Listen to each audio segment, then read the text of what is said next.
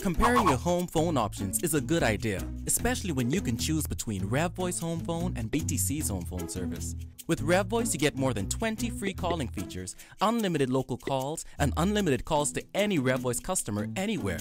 All this for just $9.99 a month. And now, we're proud to introduce our Bahamaland Unlimited Nationwide Calling Plan. You can call any phone on any island at any time for just $5 a month. BTC charges $16.25 for their bare bones home phone service. Plus, you would spend $9 to get the 3 most popular calling features, and another $33 to get some of the other calling features RevVoice gives you for free. When you add it all up, it's pretty clear why there really is no other choice. RevVoice gives you more minutes, more coverage, more calling features, and free installation. All of this for less money. And for a limited time, you can get RevVoice installed in your house for free and save over $200 a year. So, if you're choosing a home phone service, choose RevVoice, the better choice. A man who escaped the death penalty speaks of life as a free man. I was supposed to have been executed on April 11th, 1989. Immigration continues its crackdown on illegal workers in New Providence. A showdown between the hotel union and police this morning. Tonight, we'll tell you why. Plus, a golf tournament to attract hundreds of people next week. Those stories and more coming up. I'm Nakia DeVoe, and this is NB12.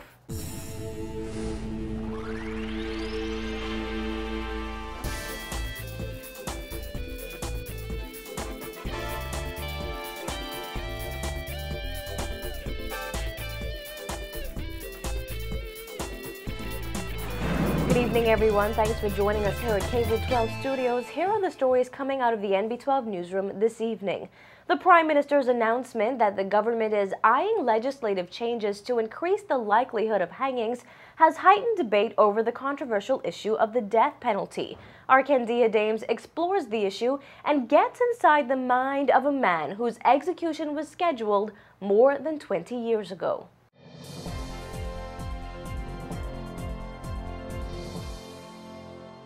Stafford Clark spent 26 years in prison for murder.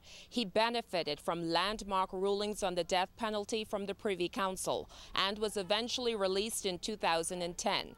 He now says that he believes that his release from prison came as a result of divine intervention.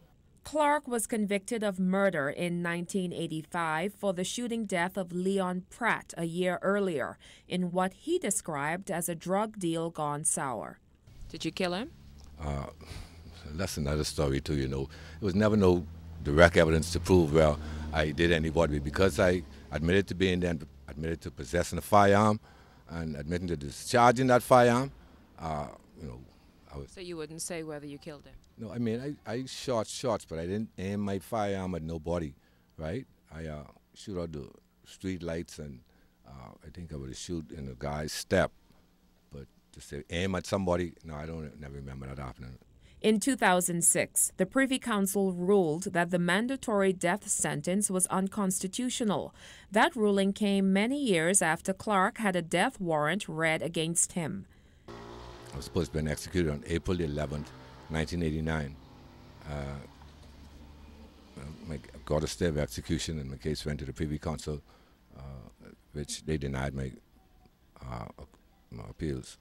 But to Pratt Morgan, you know, and Forrester Bow and Toronto Davis, you know, the laws of the court, I was able to, you know, God was merciful. I'm just grateful. And that's all I could say still, because from whence I came to where I am now, it only could have been the hands of God on my life. Clark was referring to the 1993 ruling that it would be cruel and inhumane to execute someone after 5 years on death row.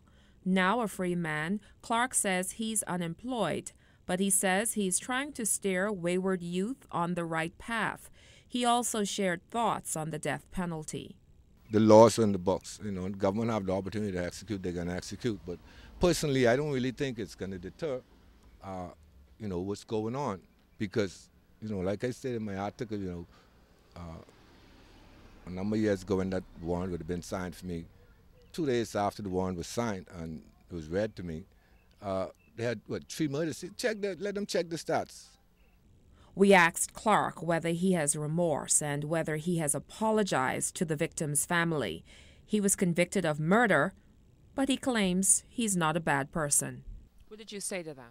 Yeah, tell them, mostly what they said to me, They say whatever really happened, they forgive me. I tell them, whatever happened, I saw it would happen to their son still, and their brother. How do you feel about that incident? Well, Are you a bad person? No, I'm not a bad person. I did some, stupid things in my life, and, I regret, and I'm not trying to glory in it or pride myself in it because I was wrong. I was walking in error, like I said, and it's time for us to just do it a different way. Many other murder convicts have benefited from those landmark Privy Council rulings as well. The government, which says it is committed to carrying out the death penalty, now says it is seeking to work around those decisions, effectively tying the hands of the Privy Council. Candia Dames reporting for NB12. An immigration department roadblock left some drivers frustrated this morning as officials stopped vehicles to ask their occupants for proof of legal residency. In the wake of this latest effort, Director of Immigration William Pratt gave more details on the operation. Dana Smith reports. In response to widespread public concern over the country's illegal immigration problem, the Immigration Department today held its third roadblock. Pratt said it's part of an ongoing initiative to crack down on illegal immigrants.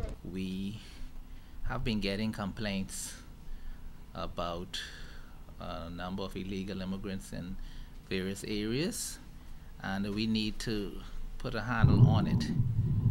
We need to put a handle on the migrants, the illegal migrants. Pratt said today's operation was split up into teams of 5, targeting areas in Fort Charlotte, Bain and Grantstown, and Fort Fincastle, with assistance from the police force and the defense force. Pratt said 121 suspected illegal immigrants were arrested as a result. When asked how officials know which vehicles to target, Pratt explained it's usually buses and trucks. They don't normally target. I wouldn't want to say that. Most of the roadblocks, we usually stop a lot of buses. And you find a lot of migrants usually be on the back of trucks going to construction jobs. And of course, there's some vehicles too. Pointing to the suggestion of a national ID card, Pratt said that would greatly assist the department's efforts. Pratt said a national ID card remains a theory at this point, but the technology already exists for such an initiative. He said the government spent millions to provide the department with a system that can issue wallet-sized permits, and he encourages all legal migrants to travel with such a document. So if an immigration officer were to stop and ask for some identification, you can show them that you have a lawful right to be in the country. And once they present that, they go on their way. It's not that we targeting particularly trying to inconvenience people, but if they would travel with their documents, it could avoid many of disruption. Pratt said from time to time, 1 or 2 Bahamians may get held up, but immigration officers have a legal right to demand proof of legal residency. Taking note of frustrations and complaints from some members of the public over the roadblocks, Pratt noted the prior 2 roadblocks, one held in the east and another in the west, have been successful. He said any inconvenience is a, quote, minimal sacrifice to pay for the results the Immigration Department is achieving. The roadblocks are very successful, and we intend to continue to do our jobs. And so all we ask that Bahamians, bear with us. They were crying and complaining for quite a while that nothing is being done. The immigrants are all over the place. They're taking over the place. So now that we trying to put a handle on it, we ask for them to bear with us. And of course, some inconvenience may occur, but we have to do our jobs. Pratt said the public can expect to see more roadblocks in the coming months. From the Immigration Department, Dana Smith, NB12. At least half a dozen police officers called to the Melia Nassau Beach Resort this morning to escort Bahamas Hotel Catering and Allied Workers Union executives and members of the media off the property. Some hotel workers taking exception to the recent termination of a manager and alleging other managers are not treating staff with respect. Christina McNeil was there. She filed this report. I sat in the conference room. Next thing I noticed, security was called in to have us escorted off. I told him that we were not leaving. So he then called Mr. Marvin Dames, Bahama, big security chief, who came and told us we needed to leave. But Mr. Dames tried to mediate between us. And shortly after, they told us that the police were on their way, and true to form, the police did show up. We are prepared, and Hotel Union is prepared to call on our membership throughout this island to stand as if it is happening directly to them. And I could assure you that the members of Hotel Union are prepared, because they subscribe to injury to one is injury to all. Bahamas Hotel Catering and Allied Workers Union President Nicole Martin preparing to face off with management at the Malia Nassau Beach Resort over serious concerns, among them allegations of racism. Martin and her executive team were prepared to meet with management this morning when they were asked by police to leave the property. Martin says she and her team were not breaking any laws, but when the police attempted to mediate, the union refused to, saying those conversations should be had with hotel management. When the BHCAWU first visited the hotel property, Martin says union members were in bad shape. Matters only got worse when the union and members of the media were asked to leave the property. Police also going as far as to ask Bahamas Union of Teachers President Belinda Wilson to leave, although she was there to attend a workshop. That, Martin says, only raises concerns about what the union should expect when Bahamar opens its doors later this year. We pointed out to them that in our industrial agreement, the union and management shall have access at all times. It does not mean you have to meet when I show up, but you should at least come out, pay me the courtesy that you are here, I can't meet at this time, let's do it another time. And it has gotten progressively worse. The gentleman does not believe that in a country of laws that he has to abide by them. In the trade union movement, we have a right to associate and have our colleagues present. This is getting bad, and I'm afraid for what is going to happen when the big monster opens.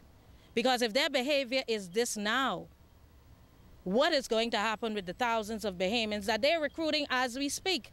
We were sent to ask you to leave, so we can't stop you from being in the road, but they don't want you on their property. BHCAWU executives had an initial meeting with the new management team late last year when the Spanish hotel chain took over the former Sheraton property. Martin says the relationship with the hotel has progressively gotten worse. The general management style is foreign to us. We're not accustomed to that behavior.